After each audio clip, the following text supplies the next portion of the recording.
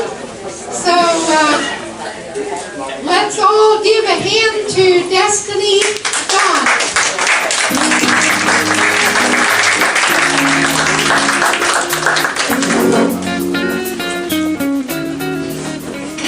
Thank you, Judy.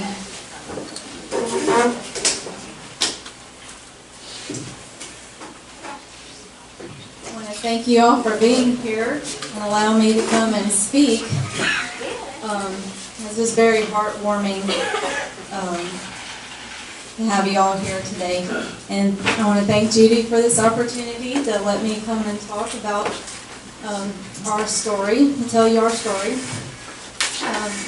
So first of all, I do want to share our story with you. You may have already read it, but I want to bring awareness to something that we didn't ever think could possibly happen to us. We didn't know it was going on in this world, didn't know it existed.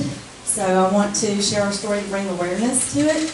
And then I want to give you some warning signs of predators to educate. I believe that's the second step to being able to prevent this, is to share your story and to educate. So I want to give you some of the warning signs that, looking back on this, that I saw that were happening, so that you can prevent it from happening to yourself or a loved one or a friend, or you might not even know who it is yet, that you might help prevent this from happening to you. And then I want to give you some strategies that predators use, so that you can be aware of some of the tactics that they use to lure people. And then I want to just talk about how we can prevent this from happening. And also at the end, just have some question and answer if you have any questions for us. So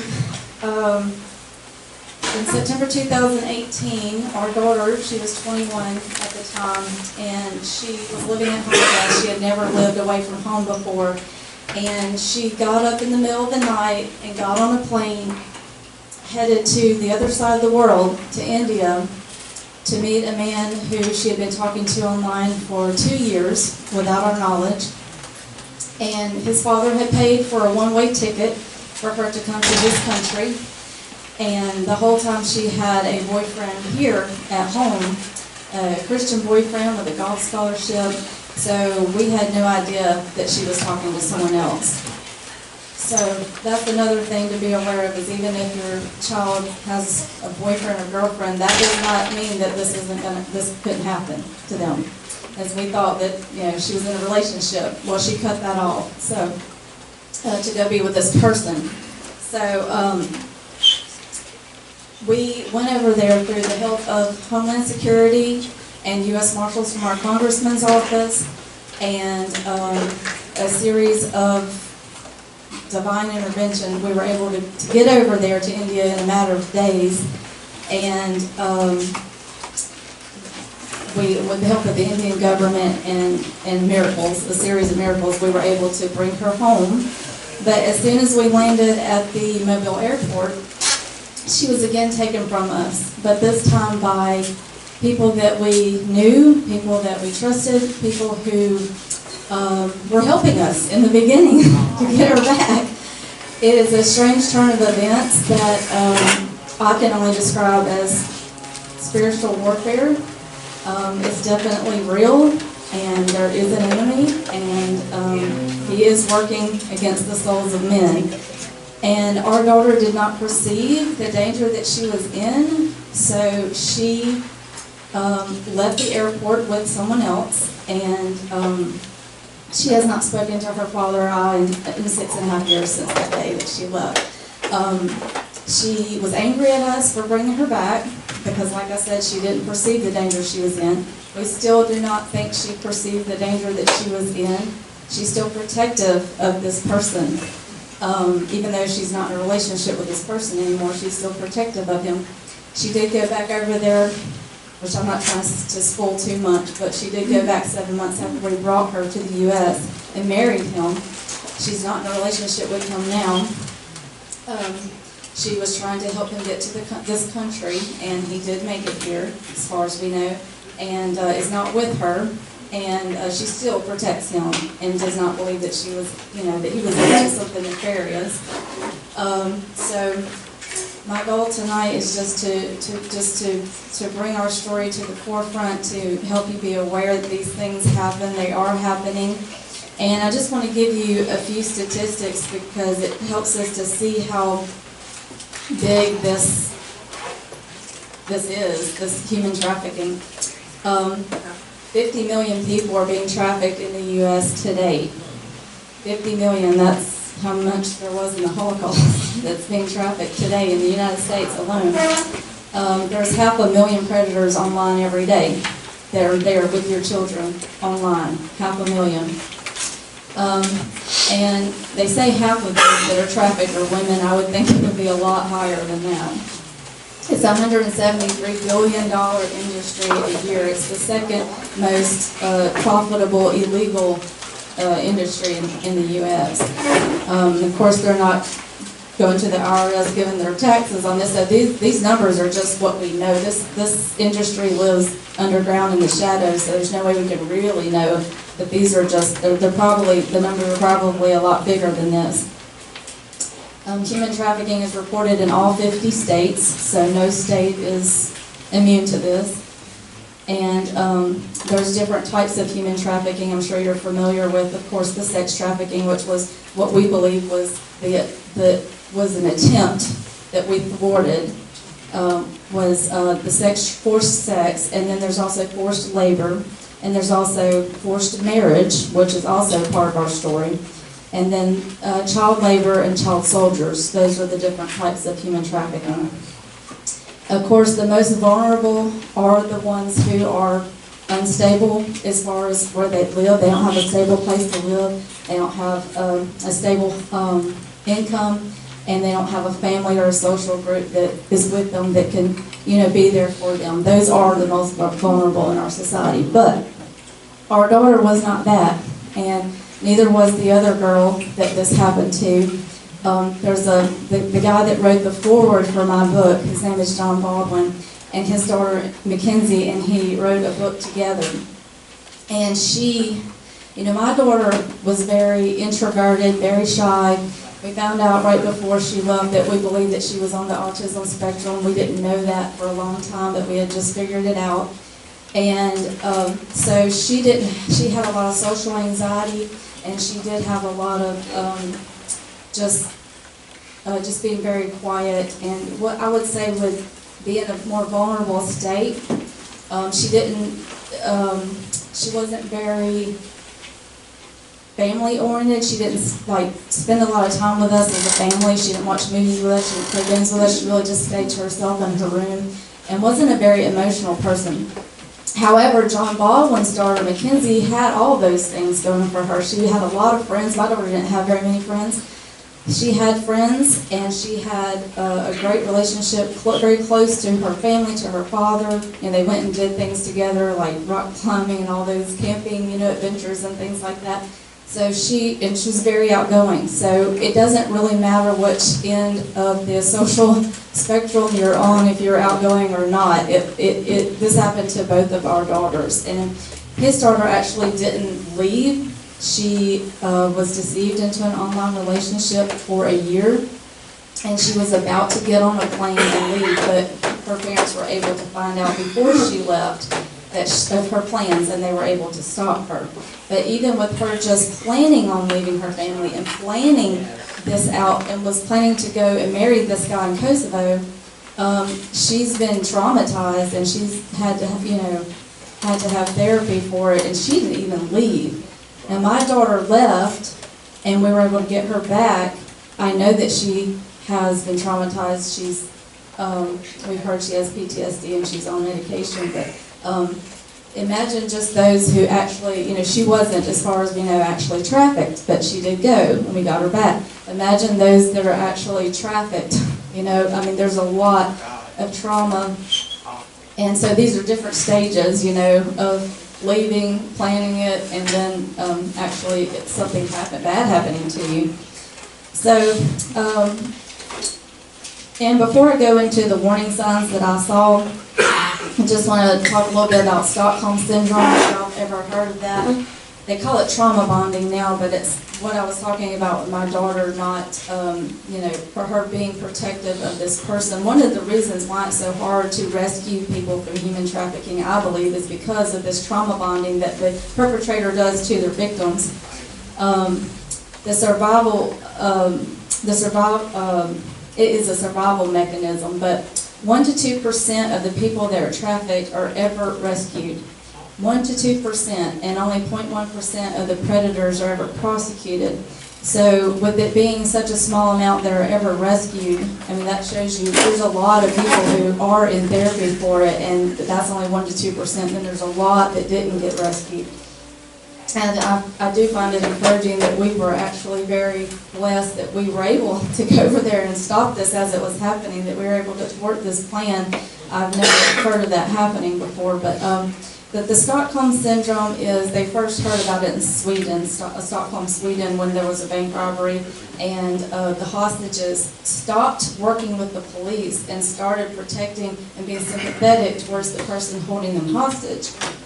That's where they first experienced it. Well, it's a survival mechanism where the person who is being held hostage or has been abducted, they start sympathizing because the person who's going to kill them decides they have a change of mind and they decide, well, I won't kill you. So now the person is so grateful and thankful. Oh, basically you saved my life. You're not going to kill me, so you've changed your mind. So they become very grateful to the person for not taking their life. And so all the things that they do, they start to see how their happiness is linked and correlated to the perpetrator's happiness, because everything they do, they want to make sure they make that person happy so they can stay alive. And so it's very closely linked. And so they do start bonding with this person in an intimate way where they feel like they need to protect this person. And so even long after they're out of the dangerous situation, they're still protecting this person that traumatized them, because they're afraid of things that might happen to them.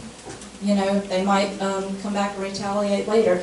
So the perpetrator makes this person afraid, and I'll talk about that a little bit more again, but makes them afraid of anybody who could help them.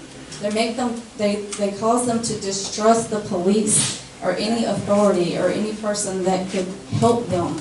Their family. They cause them to distrust all these people. So they're never going to go to someone that can actually help them. That's another reason why it's hard to rescue them. But I want to talk about the warning signs that I saw looking back on it, and I do talk about this in the book some. The very first thing that a perpetrator or predator has to do in order to lure you or your loved one away from home is they must isolate you from your friends and family.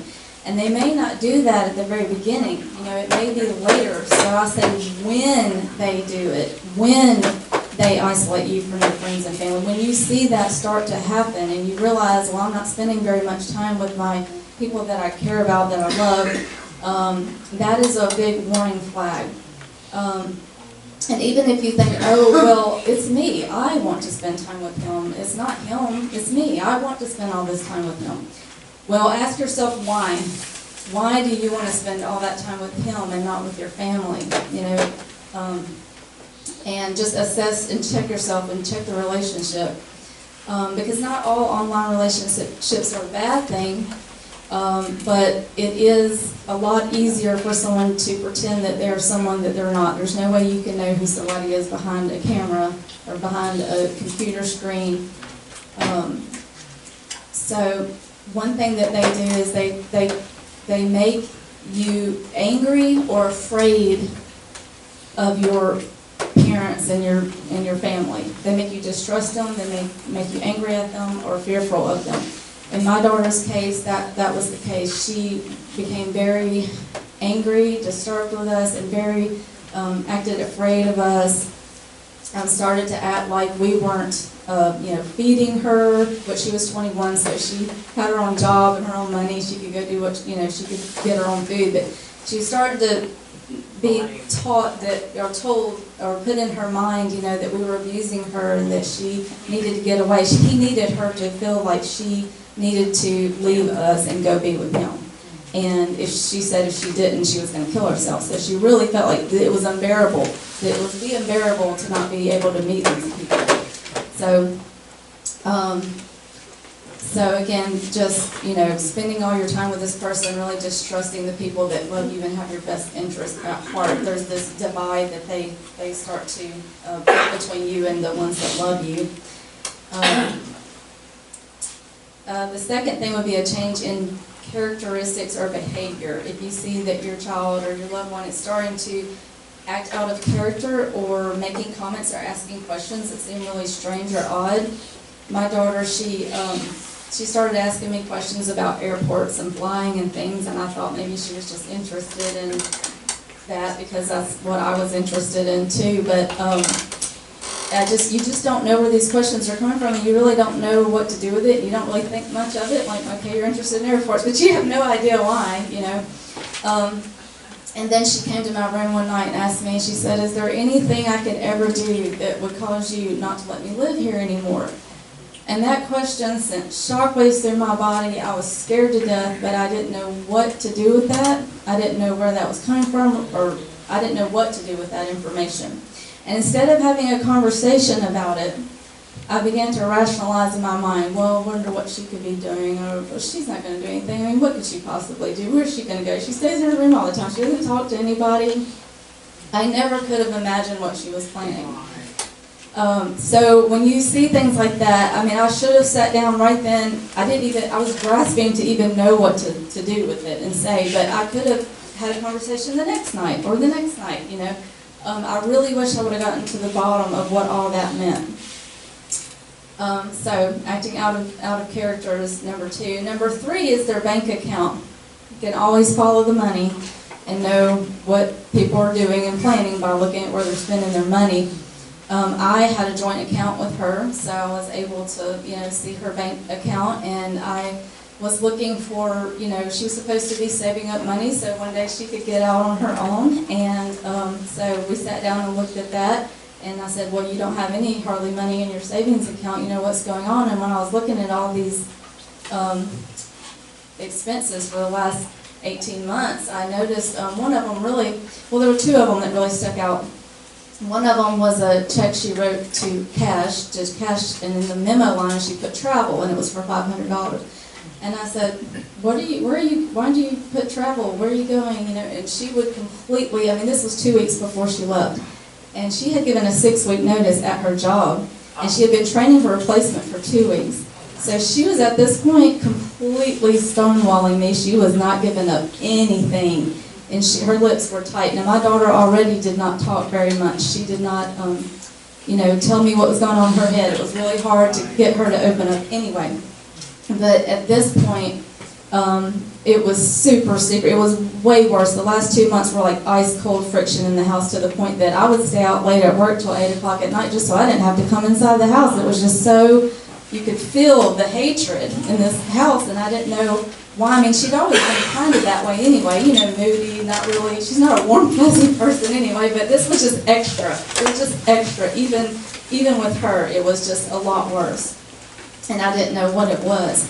So when we looked at her bank account, finally, after she just had her lips airtight, I just chalked it up to her just fantasizing, because she was always just, just fantasizing about things and travel, okay, whatever. And then another expense on her bank account was from a place called Cox and Kings, C-O-X and then K-I-N-G-S. And I just thought it was like $300, and I thought it was a place to a clothing store. Well, come to find out, it was where she was getting her visa. So I wish I had just, I almost went online to look up what that was, but I didn't. And it's like, you just have just one more step. You just have to look a little deeper, because just what's on the bank statement isn't going to tell you what the place is. You've just got to do just a little research. And I almost did, but we were working so much. We were working 60 hours a week. We had been doing that for 6 months, and I was tired, and I just didn't, I'd been sitting there for 2 hours trying to talk to her about this bank statement, and I just didn't go, that one more step. So that's why I'm letting you know. The fourth thing is their mail. My daughter was so overly concerned about the mail, about the mailbox. We had changed out our mailbox to one that was more secure. It had a lock on it because we have a business, and she was so upset about that. And she's like, I should be able to get to my mail, and I need a key to that. And like, there's a key right there in the drawer, but that wasn't good enough. But we would always check the mail at work because we live at our job, we have a business, and so we would always check it. And I just thought it was kind of humorous, like, why she's so worried about the mail, But you need to know where they're getting their mail, because if they're not getting their if they're not paying for it themselves and you don't see it in their bank account, then someone can be sending them things. One girl, the girl from John Baldwin's daughter that almost left, their book is called Almost Gone, and their book starts where ours starts where theirs left, or their first chapter is called Gone, my first chapter is called Gone of the book, and their whole title is Almost Gone, so our story picks up where theirs left off, but that she had a P.O. box that her parents didn't know about. So that's another way they can be getting things sent to them in the mail, and you don't even know. My daughter, that's how he sent her the airline tickets, were through the mail. And so that's number 4. Number 5 is conditioning, and this is a big one. Conditioning is part of the mind control and the brainwashing. The perpetrator wants to be the very first voice that they hear every morning and the very last voice that they hear before they go to bed at night. So that way the person becomes dependent on them. They're dependent on them to hear their voice first thing in the morning and last at night. So I would hear her phone ring or text at least once real early in the morning, like around 5 a.m., 3 to 5 a.m. And I'm like, who is calling you, texting you this early in the morning? And she wouldn't answer me, which a lot of times she never answered me anyway, so I just figured it was a wrong number. Just little things going back in my mind, how I know that, these were signs that you can only really put together when you have hindsight 20/20, looking in the rearview mirror sometimes. But these little things all add up, and the change in the time zone, it being so early, that was why it was so early in the morning.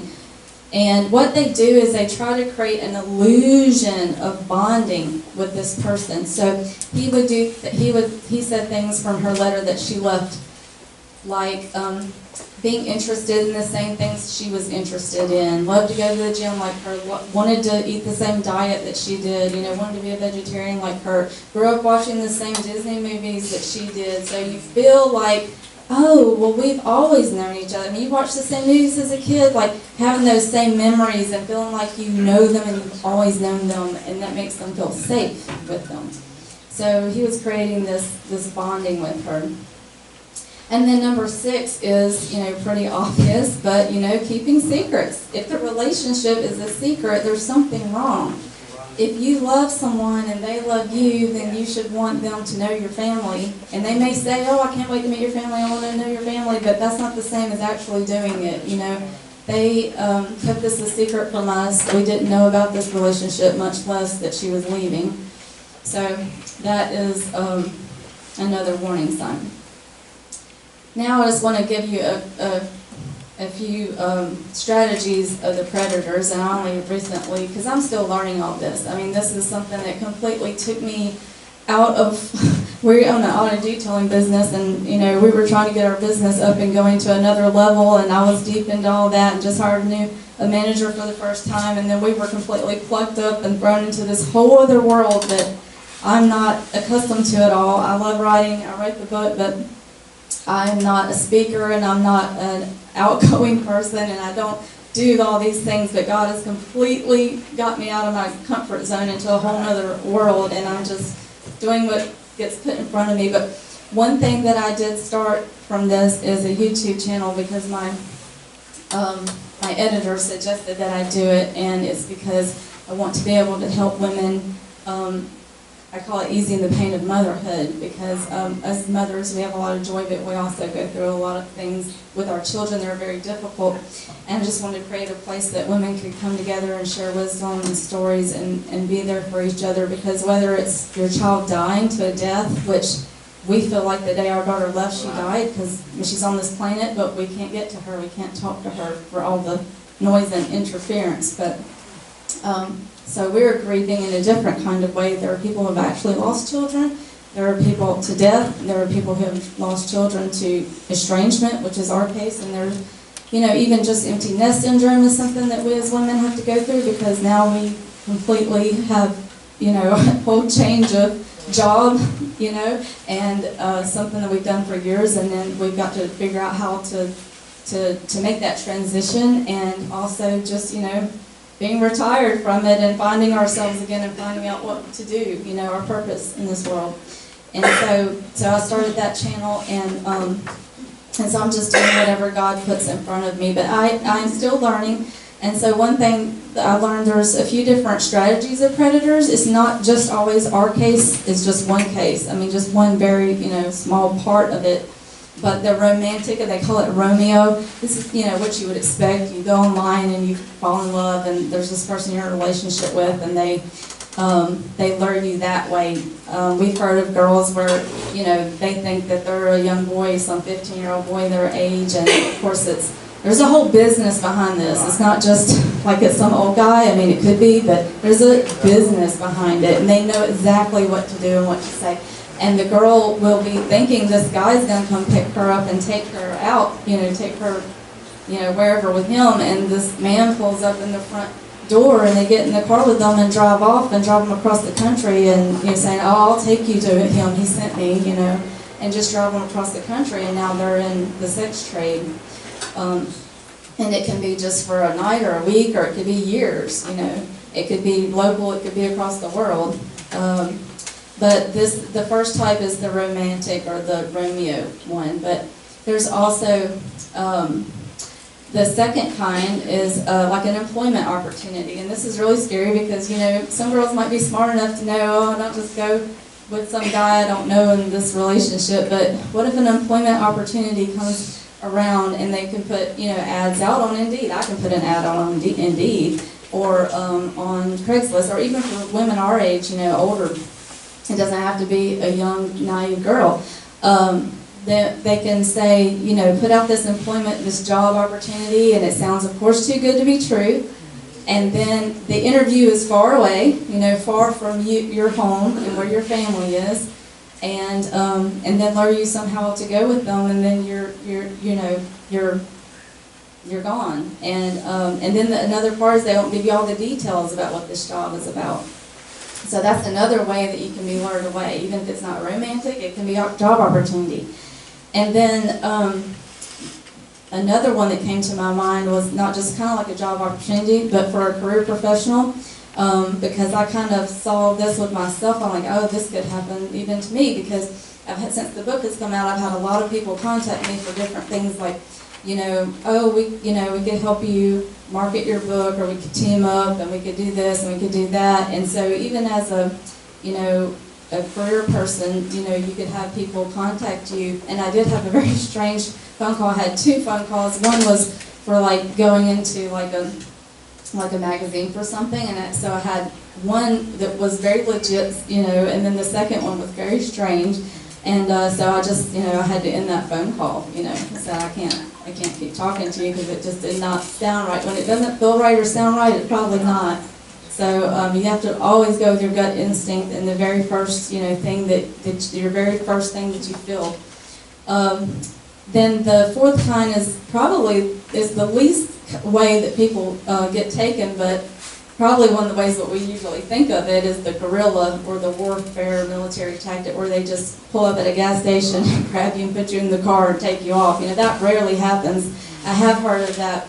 Someone had emailed me telling me about their loved one that happened to, but That's very hard. It's a lot harder for the predator to do that. It's really not in his best interest to do it that way. It's so much better for him to lure you. Plus, he can say, "Oh, it was her choice. It was free will. I didn't force her." And he's kind of right. He didn't, he did lure you, but he didn't do it by aggressive physical force. So now I just want to talk about some of the ways that we can prevent and protect this from happening. Number one is, like I said, just to be aware of it. And the number one way to prevent it is to know that it's happening, because you can't prevent something you don't even know is happening. So to be aware, to know that it exists, that's what I'm trying to do right now, is just, I have some Facebook ads out, and I have a website, and just trying to get, with the book, is going to hopefully bring awareness that this happened. It happened to us, so it can happen. And then second is the education, learning about how they do it, what did they say, why did they say it. John Baldwin's daughter, Mackenzie, the way that they got her to not go, to not leave, they had like 25 days to get her, to keep it, they were trying to keep a secret that they knew she was playing this so they could keep her from leaving. And the way that the FBI got her to believe them was they said, well, when you say this, he's going to say that, because there's a script, they know what they're doing. And so she did, and as soon as she said that, that's exactly what he said, and she's like, oh my goodness, it just made her realize and snap out of this, that, this brainwashing that, they're right. So, and it's still, even after that, she kept kind of struggling, going back and forth with it, still wanting to be with him. It was like, she grieved in a way that this death of this relationship, even though I know now it's fake, I'm grieving this death of what could have been. I'm grieving because someone made me feel so special, and I wanted that, and I wanted to be with them. So it is a process of coming out of that and back to reality. And so awareness and education. And then the third one is to just get inside your child's head.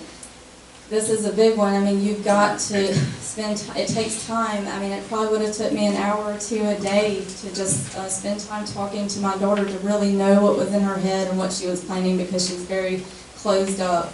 And I always say, go for a walk, just go for a walk, because really means go for a talk. Just go on a walk, and that way you're just out in the fresh air and the sunshine, you're just getting circulation, so you kind of come up with things to talk about instead of being awkward and just sitting there staring at each other like what we talk about. Just to know what their plans are and what they're thinking. And also, because this other person, if you don't get in your child's head, the other person is getting in their head. That's the thing. They only want, that's why they isolate. They only want their thoughts and opinions and beliefs in that person's head. They don't want any other thoughts in their head. So when you get inside your child's head, you're getting access to that part of the relationship, if they are in a relationship with someone else. That's your access to that, because they're putting thoughts in their head. So if you get inside their head, you'll know what those thoughts are. Another thing that I want to let you know about is that, for your children or grandchildren, on these phones, you can get an app, and there's all different ones now. The one that we had, I think it was on the computer, but it was called Covenant Eyes. I had that on the computer before, but that was when they were teenagers. So at 21, I'm like, she's grown. I'm not going to keep monitoring, what she does. But I think when they're living at home with you, maybe you should, because it rocked our world, and I wish I had known. But you can get an app if you would just search for apps that are monitoring apps or parental control apps. But the one thing I really want to let you know is there's another app, and Jimmy Stewart told me about this, but it's called App Lock.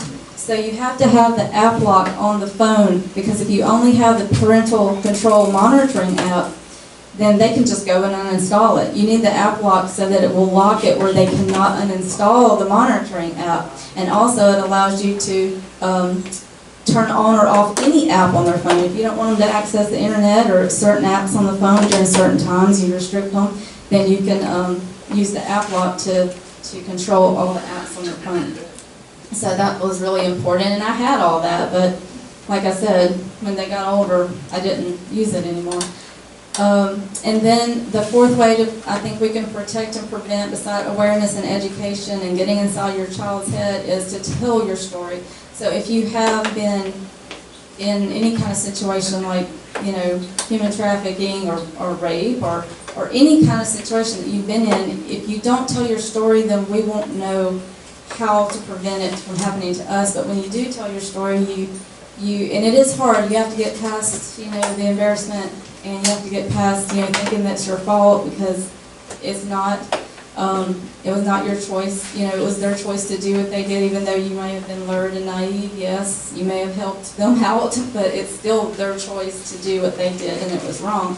So if you tell your story, it helps us all to know the different ways, the different tactics, the different situations, and it just makes us more aware and helps us to know how, it helps us to be able to prevent it. It's very healing also for you to tell your story. It's very healing for me to write this story and to just go through and process everything that happened and how I felt about it, and then when other people read it and then they come to you and tell you how it helped them, then that just helps you even more. So before we open it up for question and answer, I just wanted to let you know about Hands of Justice. They're a human trafficking agency in Texas that I'm working with, and all the proceeds from the sale of the book, I give them 10% of whatever I get, and that the book's on Amazon, and that's the only place that it's being sold. It's exclusively on Amazon, besides when I go out like this and do it myself. But so they do the education, they help prevent it, and they also have like a place for the girls after they have come out of trafficking, because now it's kind of like the same thing with drugs. You have to start all over. You need a place to live, you need food, you need to get a job, you need to get your education, a car, you have to start all over from nothing. So that's what they do there. The lady that started it, Rebecca, she was trafficked, and but it was like 15 or so years. She was married with kids and everything before she realized, I still haven't dealt with this, and I need to go back and I need help, and so she started this, even though she didn't need those physical things, she needed the therapy, and they do the therapy, trauma therapy for families too. So I also just let you know, I have some sign-up sheets on the table for either if you want to be on my YouTube channel as a guest. I have guests. I'm just getting started. I just started in November, but having guests come on. I'll have John Baldwin, who wrote the foreword for the book. He's going to be, I'm interviewing him Wednesday. He'll be on there. But if you're a mother or someone who has something to share, you feel like you have something to share, you can sign up for being on the YouTube channel. And also, if you have a speaking engagement you would like for me to come speak to your church or group. And then I also have a sign-up sheet for the newsletter and events to let you know where I'm going to be or what I'm up to, what I'm doing. My next speaking engagement is in Monroeville. The Monroeville Museum asked me to speak there in March. And we have some bookmarks for you. I do have books for sale, 15, and you get a free t-shirt with it. And if you already have a book, I can sign it, so I'm doing that. And yeah, it's just all about trying to save girls' lives. So I appreciate y'all being here today, and want to open it up for questions. Okay. Me? Yes. If you could, I know a little bit of the background story being involved, but if you could talk a little bit more about the Adventist pastor you met in India and how you came across connecting with them.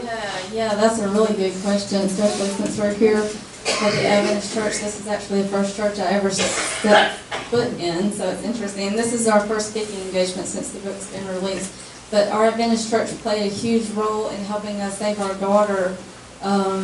We were able to get in touch with someone who was our ex-pastor's wife, who knew someone in Washington, D.C.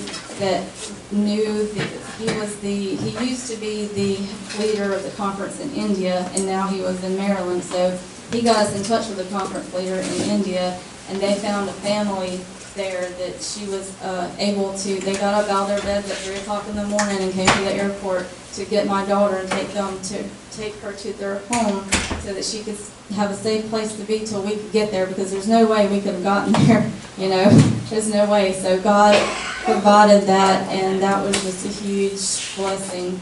We couldn't have saved her without that. So yes, that's how that happened. You have something you wanted to say? Something? Yeah, I was gonna tell you, was saying, your next event was in Monroe, but what about Fairhope? Yeah, Fairhope will have a book signing on the 9th at Page and Palette. It's a bookstore. Yeah, and so. The 9th of February. Yes. Yes. Destiny, how long actually was Whitney in India, and how long were you and Brad in India? Yeah, she was there the week, it took us a week to get there to her, so she was there a week while we were trying to figure out how to get there, and then she was there the week we were there with her. So she was there for 2 weeks total until she went back 7 months later. She was there maybe 6 weeks before she married him, so she really had never been in his presence more than, that amount of time, so. Yes, I know that his father paid for her ticket to go over there in the first place. Well, when she went back and married him, and then they came back to the States, who paid for that? That's a good question. She sold her car to go over there. Oh, wow. Her car that we had given to her, well, she worked for half of it, we paid for half of it, but it was all nice. She went to car shows and got first place and all that. So she sold her car to go over there and marry him to get the plane ticket to do that. And she always says, well, I went back over there because I think she went back over there twice after that, like to marry him and then one more time. And I'm like, well, nothing ever happened, after I went over there. And I said, now we had all eyes on you. They weren't there going to do anything at this point. This was in the news over there, the news over here. We had people watching. They weren't going to do anything to you at that point. Yes. I'm just wondering, was he who he said, when she got there, was he her age? Was he old? He was, yeah. He was 20 But at his the dad time. was behind it too.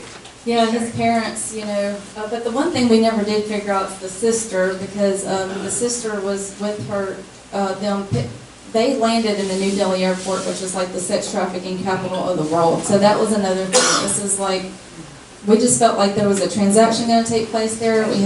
She said there were hundreds of guards around them asking them questions, so I'm sure there were at least like 30. There were a lot around trying to thwart them from taking her, or for doing anything. They wouldn't have done it just because we said so. They obviously thought that there was something really serious going on. So, yeah, so they were there at the airport, and I just, she, I want to say something. That airport was only, New Delhi was only a 1 hour flight on to where they were going to.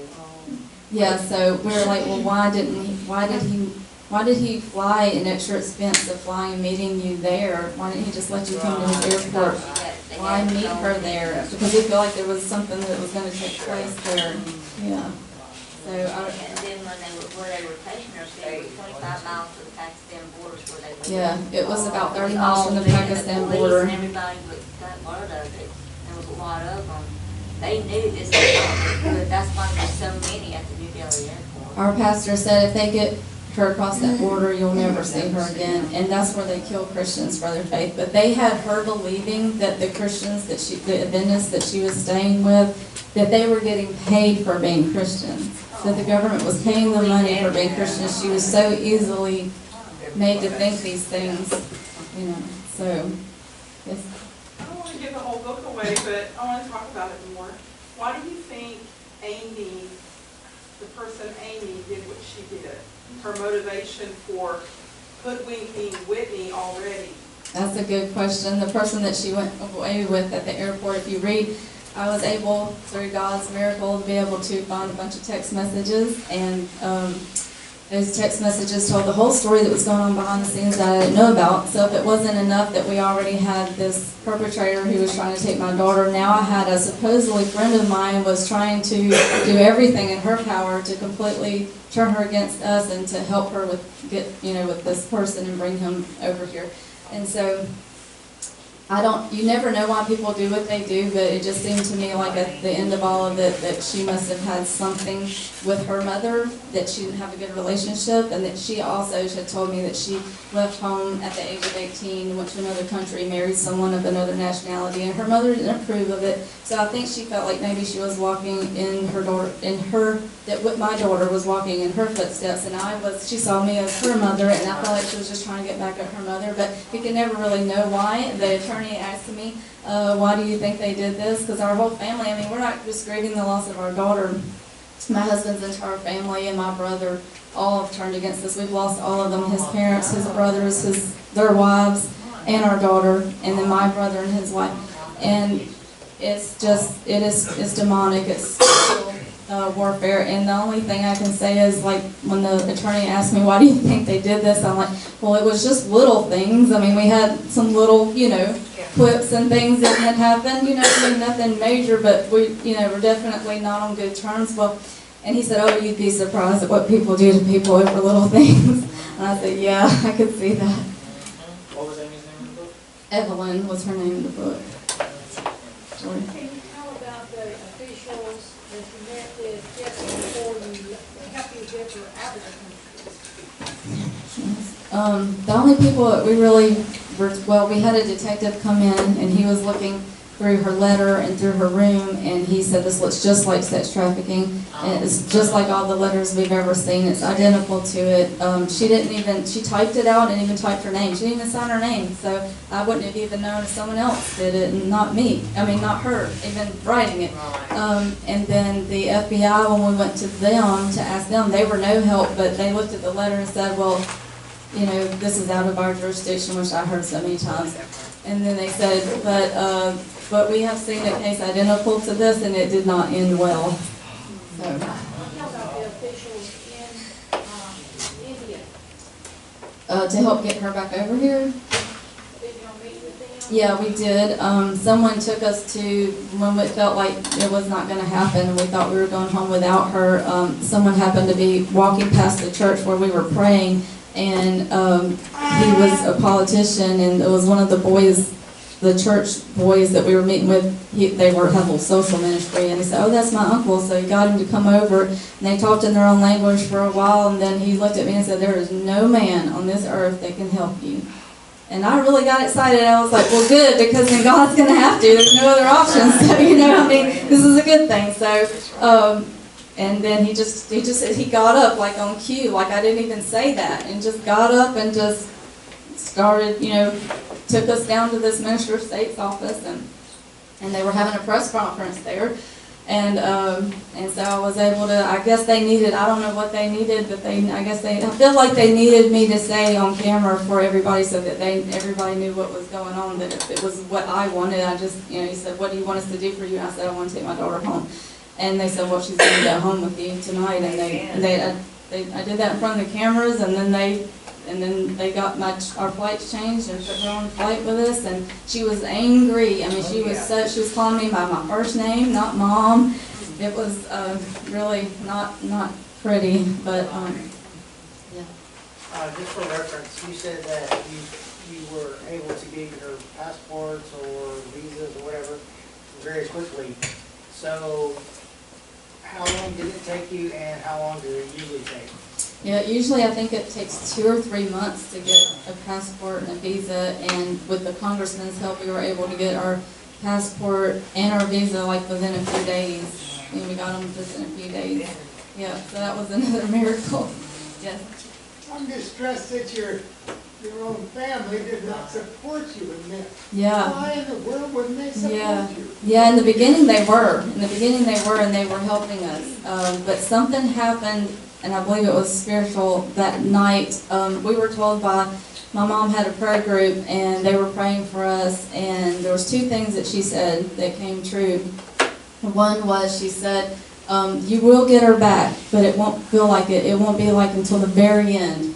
And then the other thing she said was, and you will be attacked this very night. And that night is when everybody turned, everybody changed, because our daughter put out a Facebook social media post about how we were abusing her. So all of a sudden, and how the relationship was just, you know, two people in love. So now it wasn't any more human trafficking, it was more like, we're just in love and my parents are abusing me. So that, it just all turned at that point. Brandon, you had something?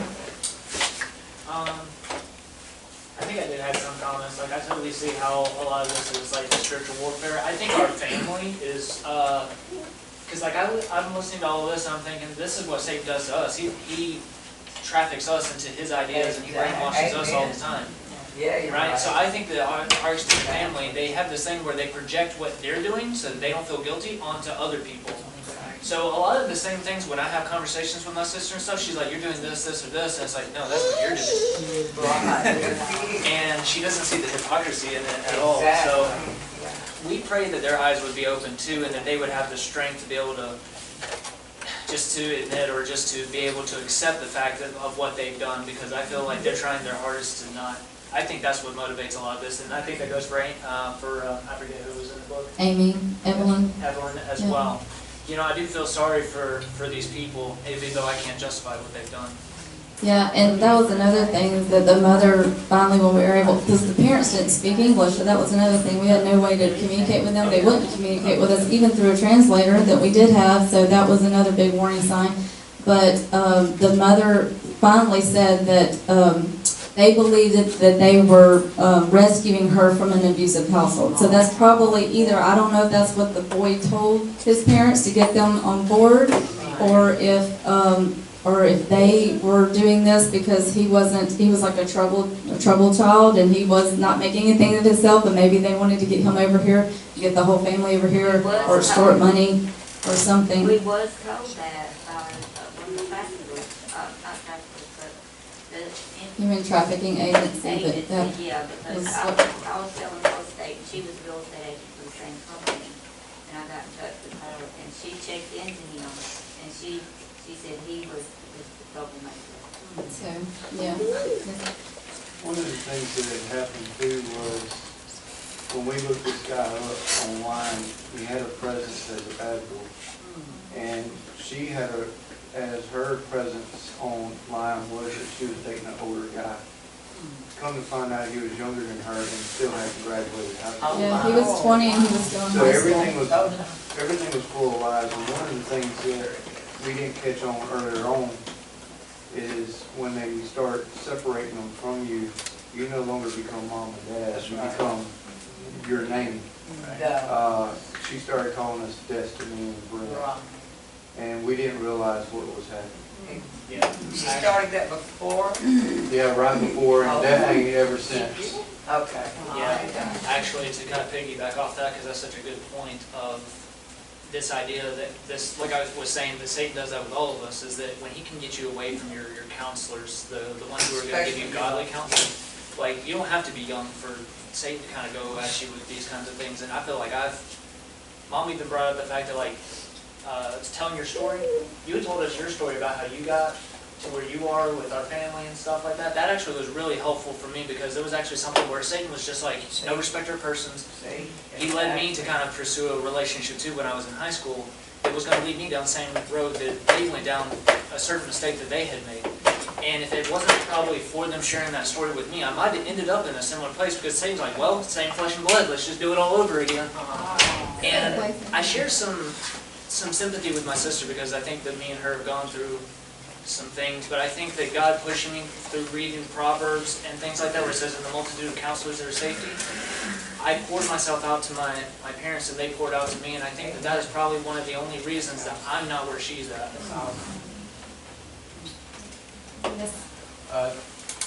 What type of social media hooked her? Yeah. And was there others that are commonly used? Yeah, the one that my daughter found him on was Instagram. I think it was, she put on social media, it was Instagram that they met on.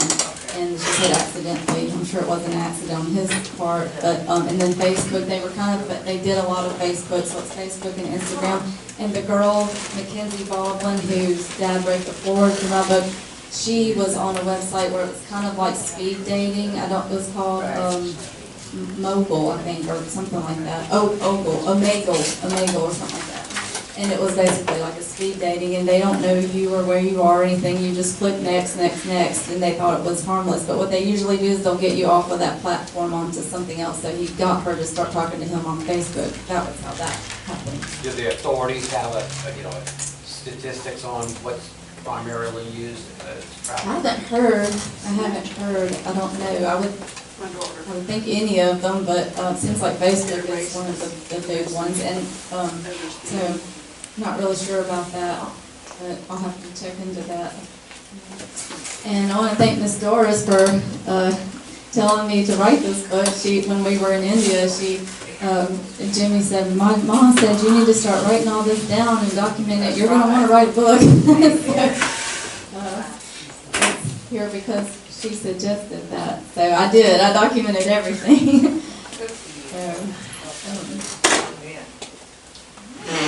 Well, thank y'all so much for being here. Thank you. I would like to invite Brent and Brandon and Brad to come up.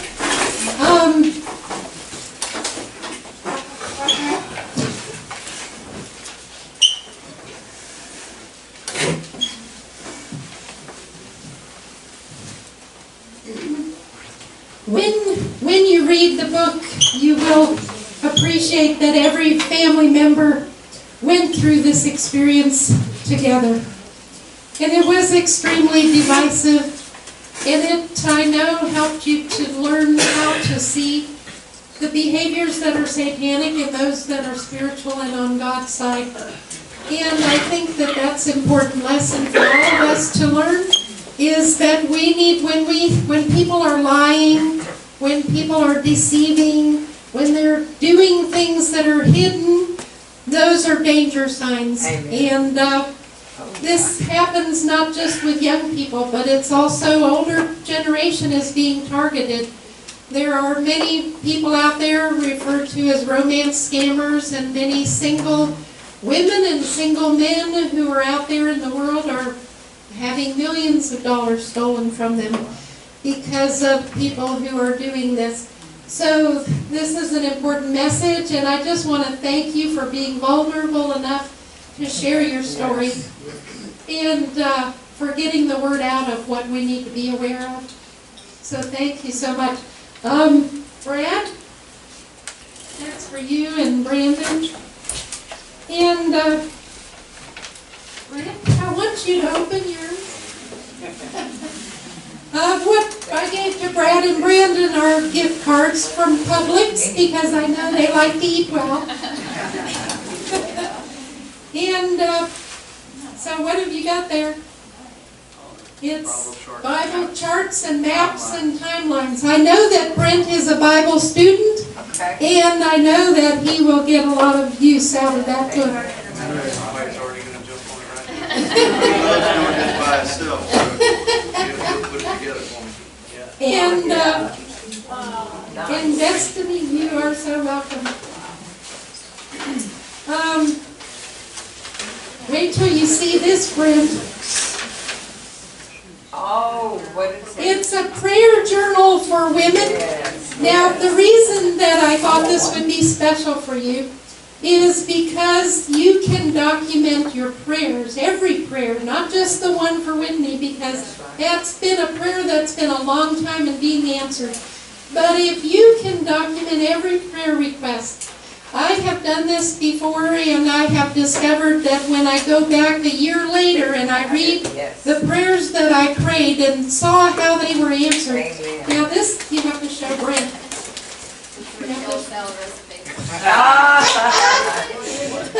I used to do some cooking for them for a short period of time, and that kale salad that I made today was Brent's favorite, so I figured he deserves to have the recipe for that. So I gave that to Destiny, because obviously she'll be the one fixing it. But Brent will enjoy it, and probably Brad and Brandon will too. So we just hope that you are blessed, and we will be praying for you and for Whitney and for all of your family members, including Gary and and Patty, I knew your name, and all of the other family members who were not here today, because this goes throughout the family. Now we're going to invite you, those who want books or t-shirts, anything like that. Destiny and maybe some of the others will help you over here at the table, and you can get books before you go. Okay, thank you so much. Thank you so much.